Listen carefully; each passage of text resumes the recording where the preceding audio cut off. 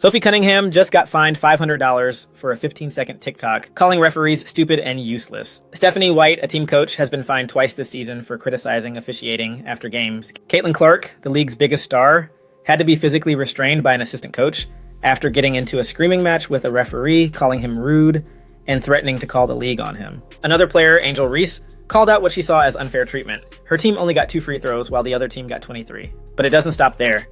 Las Vegas Aces coach Becky Hammon walked out of a press conference saying, "Tell me how much my fine is," after calling officiating awful. Golden State coach Natalie Nakasi is begging for consistency. Even LASIK surgery centers are now trolling WNBA refs, offering them free eye surgery to fix what they're calling a vision problem. We're small as hell right now, so we gotta get all the 50-50 balls. Okay? Block out. We gotta guard the three-point line decently right now. We don't want to give up threes. Here's the thing. This isn't just athletes being dramatic. Technical fouls are up 37% this year compared to last season. We're seeing coaches and star players openly challenging referees in ways that would have been unthinkable just a few seasons ago. So, what's really happening here? Why have WNBA referees suddenly become the biggest storyline of the 2025 season? And more importantly, what does this mean for a league that's experiencing unprecedented growth and mainstream attention? If you want honest analysis of what's actually driving these controversies, not the conspiracy theories or hot takes, but the real factors at play. Caitlin Clark 0 for 4 from 3, so on the road this season, Caitlin Clark is a combined 1 for 32 from three-point range. Very unusual. She's hot. Beyond January, having to hold her back. Make sure you're subscribed and hit that notification bell, because we're going to break down what we actually know without the hype. Players complaining about referees isn't new in any sport, but 2025 feels different for specific reasons. The league is in a unique moment. Average attendance is at 10,990 fans per game, a record high, up from 6,615 just 2 years ago. When you suddenly have 70% more people watching, every mistake gets amplified on social media. What used to be a missed call, seen by a few hundred people, is now dissected by millions on TikTok and Twitter.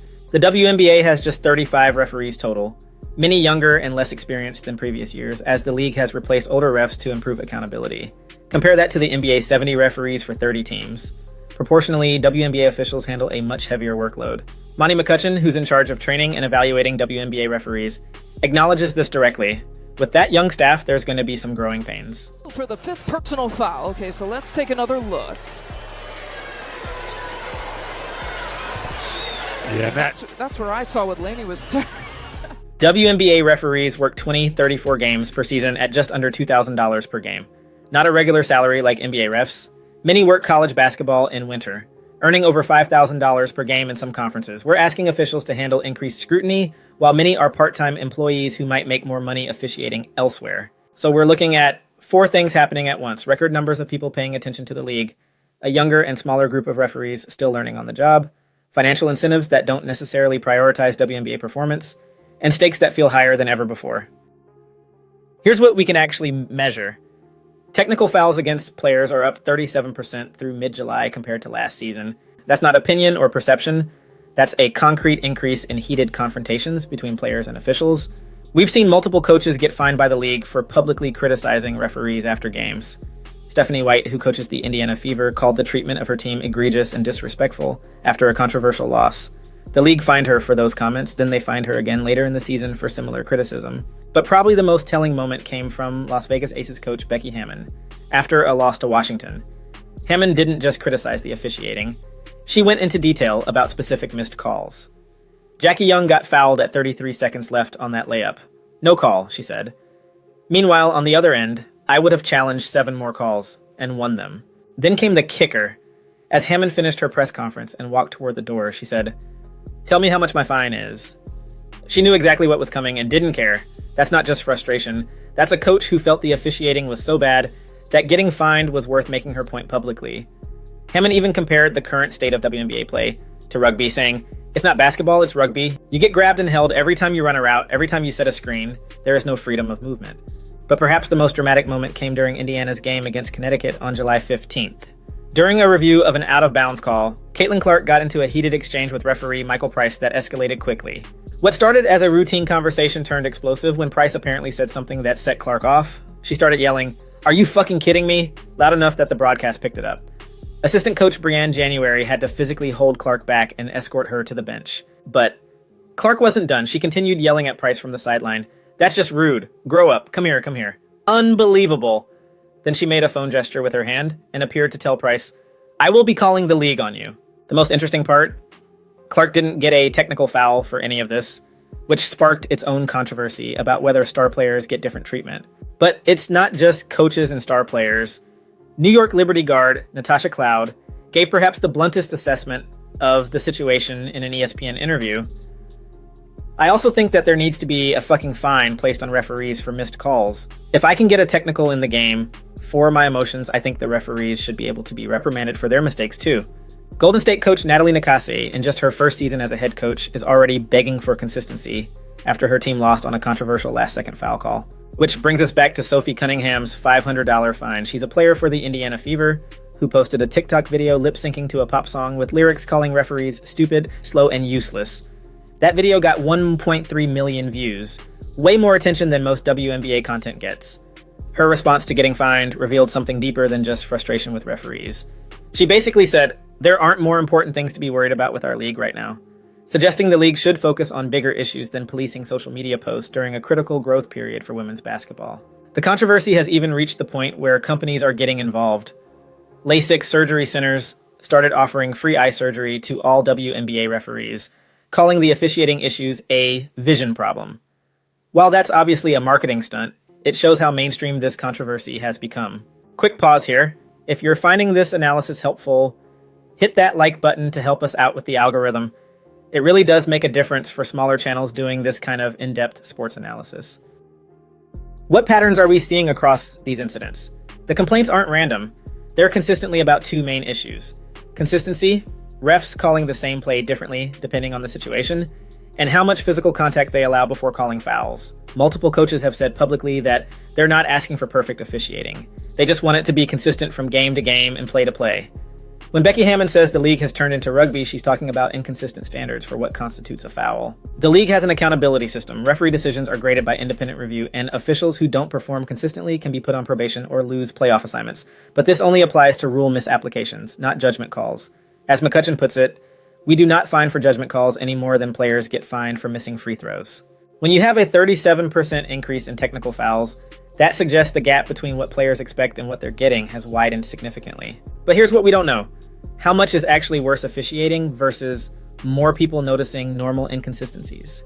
When you go from 6,600 to 11,000 fans per game in 2 years, every questionable call gets posted and analyzed by thousands. Social media amplifies everything. Sophie Cunningham's TikTok got 1.3 million views.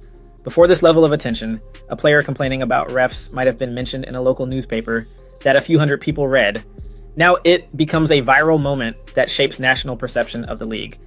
There's also a resource question that doesn't get talked about enough. The WNBA has 35 referees total for a 12-team league that plays a 40-game regular season plus playoffs. That's a smaller pool handling proportionally more games than their NBA counterparts, many of whom are juggling college officiating during the winter, where they make more money. Are we asking a smaller, younger group of officials to handle increased pressure and scrutiny without giving them adequate support systems? And if the pay is better in college basketball, what's the incentive for the best officials to prioritize WNBA development? Teams are averaging 81.4 points per game this season, only slightly down from the league's highest scoring average of 83.1 in 2020. So while coaches complain about too much contact, scoring hasn't dramatically decreased. This suggests the issue is more about consistency than overall game flow. Players can adapt to physical play if it's called consistently, but get frustrated when the same contact is sometimes a foul and sometimes isn't. Some controversy might be inevitable during rapid growth. When any league experiences more fans, media coverage, and money at stake, everything gets magnified, including referee mistakes that might have gone unnoticed before. But there's also genuine pressure on the league to get this right. This is the WNBA's moment. Caitlin Clark's rookie season brought unprecedented attention. Attendance is at record levels, and major media outlets are covering the league more than ever before. If poor officiating becomes the dominant storyline instead of great basketball, it could waste this opportunity for growth. WNBA Commissioner Kathy Engelbert has acknowledged the concerns, saying the league will definitely look at and evaluate officiating ahead of the All-Star break. But what does that actually mean in practice? The league has several options. They could expand the referee pool, though that takes time to train new officials. They could increase pay to make WNBA officiating more attractive than college alternatives. They could modify their accountability system to address judgment calls, not just rule applications. Looking ahead, here's what to watch. How does the league balance holding officials accountable while supporting them through this adjustment period? How do they handle what McCutcheon called growing pains while maintaining record attendance momentum? Here's one way this could play out. The increased attention eventually leads to better, more consistent officiating. Officials adapt to scrutiny, players and coaches learn to work within the system, and we look back on 2025 as necessary growing pains during a breakout season. The optimistic scenario is this controversy forces investment in officiating infrastructure, better training, higher pay, expanded referee pools, resulting in significantly improved quality. Another possibility, the controversy continues overshadowing what's happening on court, potentially dampening momentum during a crucial period when they have mainstream attention for the first time. How will we know which direction this is heading? Watch those technical foul numbers. If they stay elevated, tensions aren't cooling. Watch whether star players continue public disputes with officials. Most importantly, watch attendance and social media sentiment. If officiating controversies start affecting fan experience, if people talk more about bad calls than great plays, that's when it becomes a real crisis. Also watch for policy changes. Does the league expand their referee pool? Do they increase pay or modify accountability systems? Those moves would signal they recognize this as a structural problem, not just growing pains. The stakes here are genuinely high. The WNBA has unprecedented mainstream attention right now. Caitlin Clark's rookie season brought in new fans who had never watched women's basketball before. Major brands are investing in partnerships. Television viewership is up significantly. This is the moment the WNBA has been building toward for decades. They've got the talent, the storylines, the stars, and finally the audience. If poor officiating becomes the dominant narrative instead of the incredible basketball being played, it could waste a generational opportunity for growth. So here's the honest assessment. The WNBA officiating controversy is real and measurable, but it's not some grand conspiracy or systematic bias.